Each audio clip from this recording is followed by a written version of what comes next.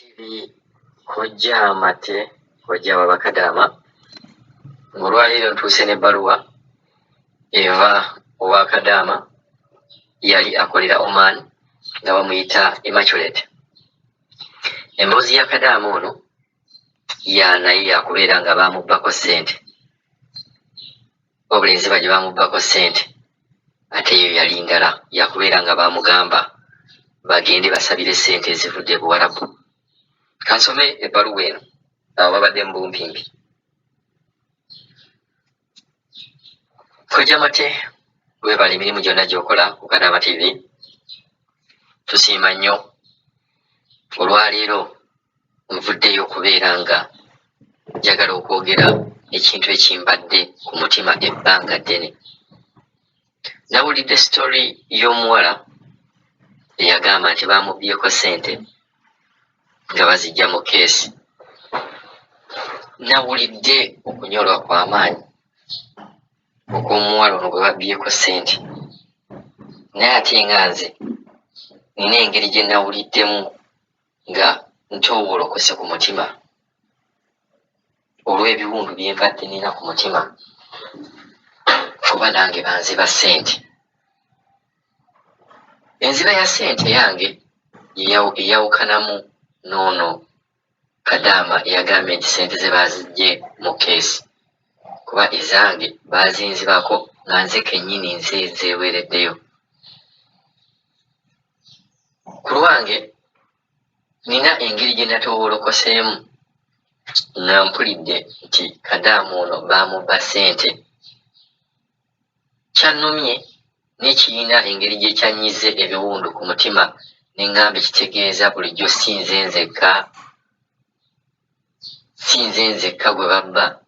Bulijjo natya okukigamba omuntu yenna nti banzibako ssente zange mu bintu bye ŋŋamba nti ebintu byalinga tebitegeerekeka.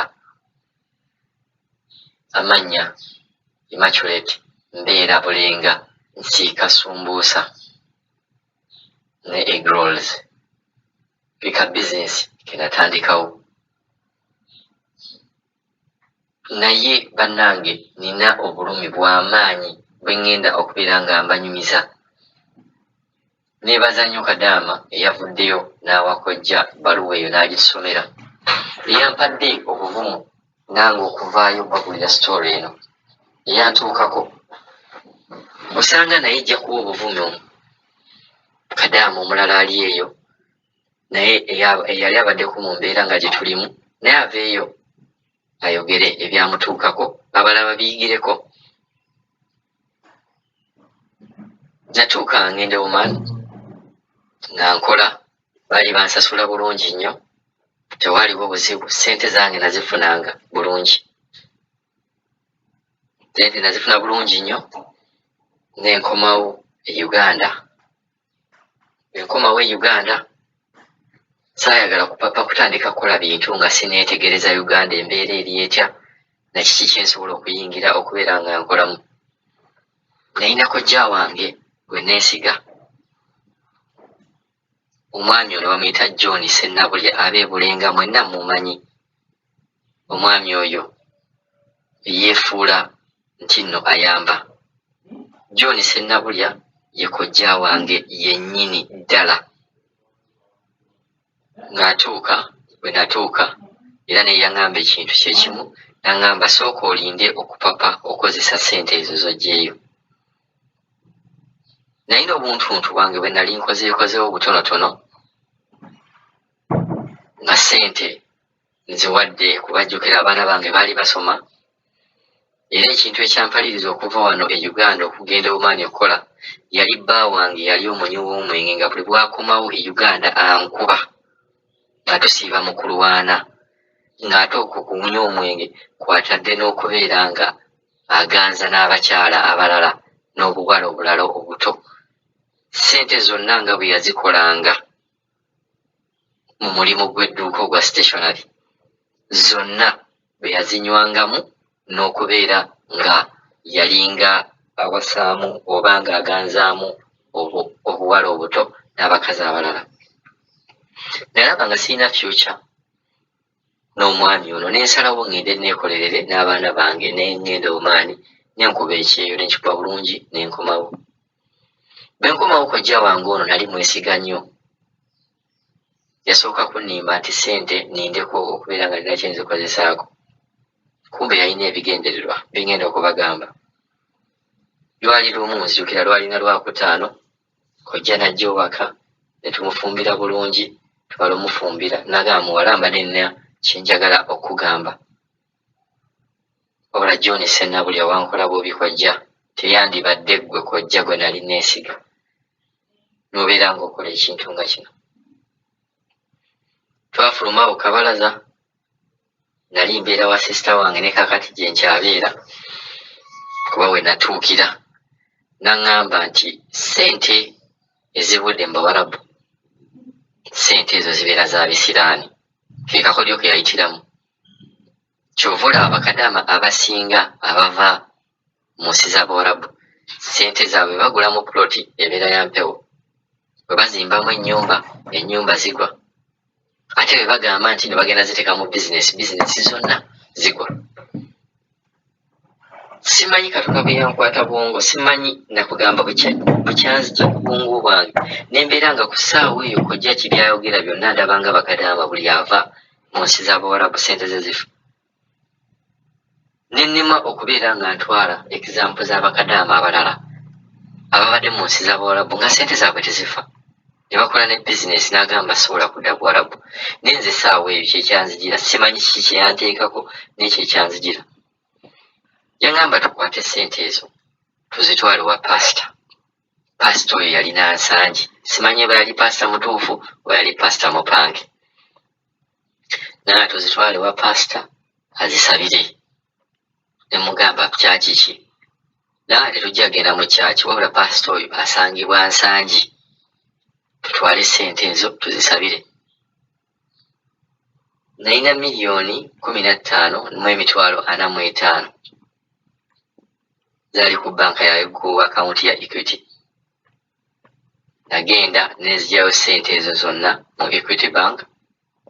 Nzijukira nakwata $40,000. Sisita wange yali aŋŋambye muweeyo $40,000 erina kyagenda ozikozesa.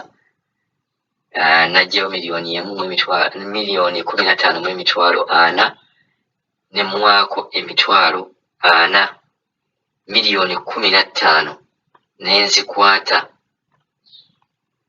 Kojja naŋŋamba tugende. Nsijukira bwalina bwa mutwalo gumu. Yajja n'akabokisi, njagala muwulire engeri gye yanzibamu. Yajja n'akabokisi buno obwa White Star obugiramu sabbuuni. Naŋŋamba ssente ezo tuziteekemu. Ne nkwata ssente ne nziteekamu. Bwali bubbando 15, zaali $15,000,000. Nazijja ku Equity Bank mu Ndeeba. Ne nteekamu ssente bulungi nnyo. Bwe nteekamu ssente, erina naawe akamotoka ka Corona kojja Ssenabulya k'ovuga n'onteeka mu mmotoka yo ne tugenda ensangi. Bwe tugenda ensangi ne tutuuka owantu, naŋŋamba pasita ali omwo mu nnyumba ne tuyingira bulungi nnyo. Omusajja yali awo mukulukulu, ne munyumiza sitooli n'atandika okumbuuza, Omaani bibadde bitya, bigenze bitya, ne munnyonnyola nga ndabira ddala omuntu omutuufu. Naŋŋamba agenda kubeera ng'asabira ssente ezo kuba ssente z'Abawarabu ziriko ebisiraani. Twatuula, naŋŋamba nzibirire, nankwata ku mutwe, n'aleetamu amafuta n'agansamulako, nankwata ku mutwe. Sijja balimba, simanyi bwe baaswikinga kabokisi kali. Ssente zaali mu bokisi. Ne nfukamira wansi nankwatako, n'akwata ne ssente ezo ne nzibirira.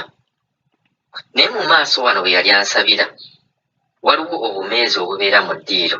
Nali ku sayidi y'akameeza eri, naye nali ku sayidi y'akameeza eno. Naŋŋamba ssente nziteeke wansi w'akameeza. Njagala muwulire owantu awo, kirabika bwe banzibira. Akameeza akabeera mu ddiiro yali sayidi eri, nange ndi sayidi eno. nga nkutte ku mutwe sente nga zisadde wansi nanga tugenda zisabira ne tuzisabira. Bwe twamala okusaba najjayo akabokisi kenyini kendabira ddala nti kembadde nako nagamba sente tumaze ozisabira n'akampa ne ŋŋenda ne kojja ne tukomawo wa sisita. Bwe tukomawo wa sisita yaŋŋamba akabokisi ako nkateeke wansi w'ekitanda okumala ennaku 3. Ennaku 3 ezo bwe zaggwako nenzigyayo akabokisi okuggyayo akabokisi nga mulimu mayinja temwalimu ssente. Bannange nawunga ne kaakati nkyawunze simanyi kiki kyagenda mu maaso.